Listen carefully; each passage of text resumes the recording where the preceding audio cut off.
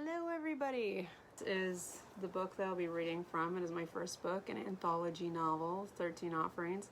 The cover was done by Naomi Gibson and it was edited by my good friend Heath Harper, who also goes by H.H. Raymond professionally.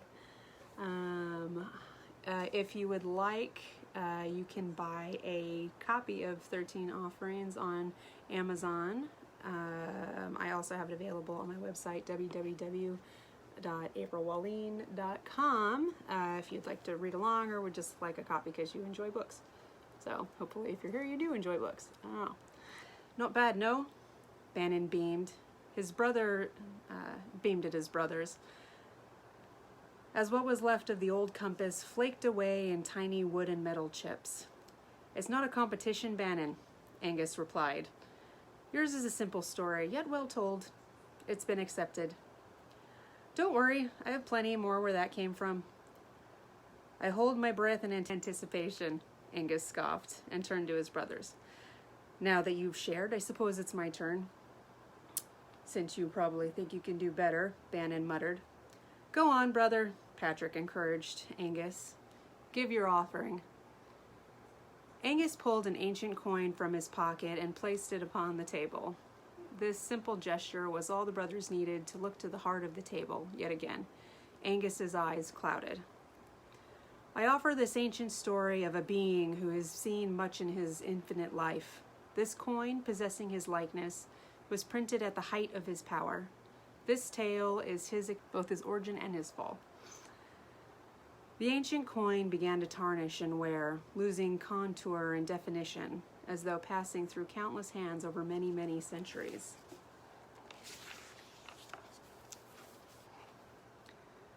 Remy. "My name is Remy Martin. Yes, like the cognac. However, this is not my given name. Once, long before America was discovered, my name was Romulus of Rome. It is strange to be over 2,000 years old and have the love of my life compare me to a lot of broken statues and gladiators. I try to remind her that they were new when I was born, but my love only laughs and returns to her video games. That is how it is in this day and age, so quick to forget the past. I only wish I could forget so easily. I have many times witnessed first bloodshed in war. I've been a silent spectator to the rise and fall of nearly every great civilization in the world. There have been many different tellings of my tale, with many different versions, but this one is mine. When I was known as Romulus, my brother Remus and I founded the city of Rome. Our origin is complicated, filled with treachery, abandonment, victory, and revenge. With the blood of the god Mars coursing in our veins and the temperaments of wolves, no one could defeat us. No one, that is, but ourselves. Thus this tale is not of my birth, but of my death. Once my brother and I built the magnificent city of Rome. I was elected king. Unfortunately, my brother was not pleased with the decision. He became distant and reclusive. Remus spent his time building a wall around the city, claiming we needed fortification. Though the city was under no threat, he insisted on exerting endless hours and resources to his folly. Upon completion of his god-forsaken wall, I challenged his claim that no man could penetrate his barrier and survive. To my utter chagrin, my brother chose to prove the wall's effectiveness himself. As I and my court looked on, a newly determined Remus vaulted over the wall. However, before he could set foot on the other side, the god Pluto claimed him. Pluto took him as sacrifice so that no army could overtake our city's wall. Remus and I had overcome so many odds. We thought ourselves immortal. Rumors even circulated that I had somehow murdered my brother. We had the strength and speed of the gods, but as we came to learn, we lacked the gods' everlasting ability to live. I was left to rule the empire alone, feeling the weight of my brother's death profoundly. A short time later, I formed a group of several men who would act as leadership to my regions and help me rule. However, I knew that one day I would die. Though the men I had chosen to stand beside were good men, they could be led astray by viperous men wishing to take their power. I could not have that. In fear of my brother's fate and the impending shuffling of my own mortal coil, I set out to find the gates of Tartarus, the very opening to the fearsome underworld. I intended to take up the matter with Pluto himself and secure my own immortality. Without my leadership, Rome would perish. It took me years to find Pluto. When I did, he turned out to be one of the more reasonable gods. I had expected a fight. Instead, he advised me to live my life and abandon my search for immortality. I have wished many a night I had heeded his words. When Pluto realized I would not be swayed, he grudgingly suggested I paid a visit to Lilith, but to be wary of any gift she may bestow upon me. High in the mountains over Rome, I found her, living alone in a lavish villa overlooking my metropolis. Lilith had a veil of long blonde hair, cunning blue eyes, and a beauty beyond compare. How such a woman so close to my domain had escaped my attention, I did not know. When I asked for the secret of her immortality, she revealed to me an eternity of nights feeding off the life's blood of my people. I had returned home to rule immortality in hand, but the price I paid to claim it was dear. No longer could I see my beautiful city by the light of day. My hunger, ever present, drove me to feed on those closest to me. Lilith had warned me not to let myself get hungry, lest I attack the closest source of blood. I had not listened. One particularly terrible night, I attempted to hide myself away from my counsel. I was rabid with hunger, and therefore locked myself in my study. I would be able to contain myself there. No one else would get in, save for the general of my army and my trusted advisor, Maximus, the one other person who had the key to my study. Several of my advisors had come and gone, attempting to draw me from the room, but I would not unlatch the door. Late that night, at the height of my hungered craze, I remember hearing the door unlatch. I tried to yell a warning, but all that came was a growl. I looked up and saw General Maximus standing in the door. Against my will, I attacked. Before I was overcome by bloodlust, I saw a feminine shadow lingering in the hallway. It was Lilith. She had led the general to me. I will forever mourn General Maximus, the leader of Rome's greatest army. He was the closest thing I had to a friend since my brother. He deserved a better death. I was reluctant to accustom myself to such a life of horror and regret. Alas, I was helpless before Lilith's beguiling beauty and sinister charm. She held a power over me I could not fight. In seeking her, I had traded my freedom for immortality. I had wanted to live forever, but not like this.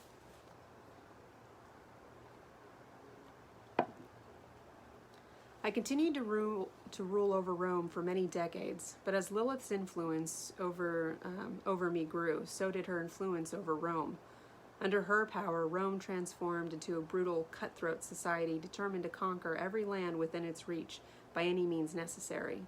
She was power hungry, demanding sanguine tribute from the people. When I did not concede, she would descend upon the city and force me to help her bloody my fair streets. When my maker was not appeased, crimson cries of the proletariat and aristocracy alike echoed through the alleys. She orchestrated wars and drove me to dominate neighboring countries through terrible and atrocious means. The night she took Sabine was horrifying, one which will remain forever etched in my memory. The screams of the men and women haunt me to this day. Rome could not survive in this manner. Crops dwindled along with the people, mobs formed, a civil war loomed on the horizon, and I could not allow my beloved Rome to be torn asunder by her own citizenry. I made a desperate decision. One night, in the midst of a terrible thunderstorm, I left Rome. I slipped from Lilith near dawn and began my long journey, hiding in caves during the day and traveling by night. When I could not find humans on which I might feed, I lived off whatever animals were near. Each moment was torment as I felt her calling, beckoning me to return. I sought Pluto, begging to be released from my bond with Lilith. Unfortunately, I was beyond even his help. My only remaining option, Pluto asserted, was to kill her. But in doing so, I would damage myself terribly. Our blood bond was all-encompassing. I would live, but my soul would be torn asunder. Pluto assured me I would one day heal, but not before passing through centuries of loneliness, anger, and desolation. I knew I would rather live an eternity in pain than continue to be enslaved by Lilith. I made the long journey back to Rome with the secret to Lilith's demise. Her wrath was terrible. As punishment, Lilith locked me away until my own hunger drove me mad. She then loosed me on my own army. I demolished an entire battalion before coming to my senses. I was sickened as I looked upon the horror I had wrought upon the people of Rome, my people. I had become a bane to the very home I had created, to the very city I sought to protect. Lilith had to be stopped. With loathing, I acted as Lilith's obedient slave until she was confident in the totality of my submission to her every whim. It was a long year of unspeakable torment to me, but my people were safe from her horrors, and would soon be forever.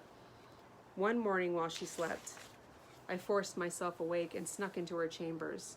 There, I cut off her head, burned the body, and carried her ashes to the temple of Pluto, where I asked for his acceptance of her infernal remains. As her ashes flew up onto the winds, I knew Pluto had heeded my pleas. Lilith was gone.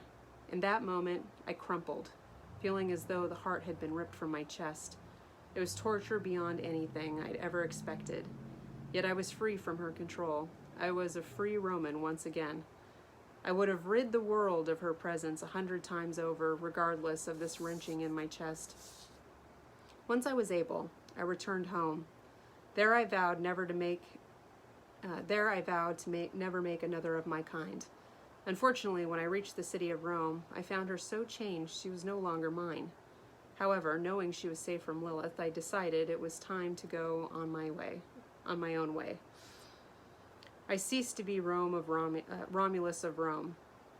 From then on, I had no name. I wandered the world, a shred of my former self, in pain and utter devastation. True to Pluto's word, my torment lasted centuries.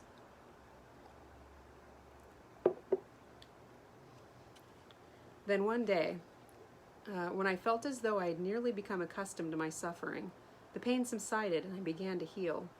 With no goal for the long life ahead of me, I settled in Europe in a land called Britain before I had acquired the Great.